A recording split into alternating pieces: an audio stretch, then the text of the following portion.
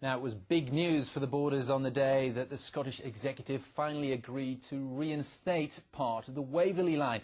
But those campaigning for it are putting their own work in to speed the project up. A group of Waverley Line supporters are going to great lengths to make sure the line extends. Well, today, one of Scotland's longest railway tunnels was reopened for the first time in years. Well, Nick Martin went with the team of surveyors as they ventured into the dark. The Waverley Line in its heyday. Double-tracked, it was purpose-built and bonded communities together. Of course, the steel was ripped up long ago, but it is on track to return. In September last year, the Scottish Parliament made the historic decision to reinstate part of the Waverley Line. In this yard, a silent crusade has started. The Waverley Route Heritage Association is gradually rebuilding part of the route. The tracks are waiting to be laid. Some already have been. Now, the association has laid more than 1/4 of a mile's worth of tracks. This is just some of it here. But there's one thing now getting in its way. The Whitrope Tunnel. It's been closed for 40 years, and today it's being opened up. We travelled to the south end of it today to see just what it's like inside.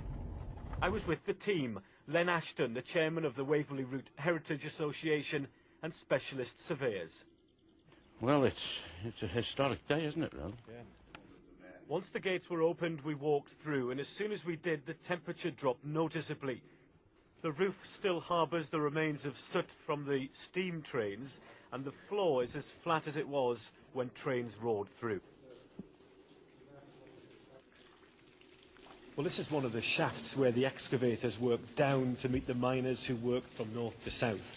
And William Ritson was the man who made this tunnel possible. And at one point there were 600 men on this project working in appalling conditions to make the tunnel go from one end to the other. Now the association wants to reopen the tunnel, lay tracks and hopefully have trains running through once again. We have the track stacked down there, you know, it'll fit through this tunnel, it'll stretch this way. We've got about near enough 2 miles of track down there. So what we would like to do is exit the other end. It'll give us a run of about around the 7 mile, which isn't bad for starters. So what would the feeling be like, you know, on the day where there's a train actually coming through here for you? Well, I think it would be as exciting in the day as it was for William Ritson, say, you know, put an engine in here, and it only took him 2.5 years roughly from the start to have an engine in this tunnel. But this vision all hinges on its condition, and that's why Martin Downing has been called in to make a surveyor's assessment. To examine the condition of the lining primarily, that has been put in when the tunnel was built to provide support. You can see in places that there's areas where bricks have been used to repair the tunnel when it was operational.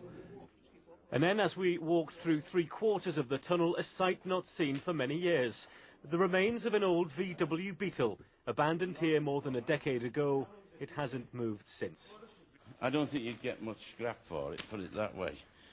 I think the best thing to do with this, drag it out and bury it, give it a grave, you know.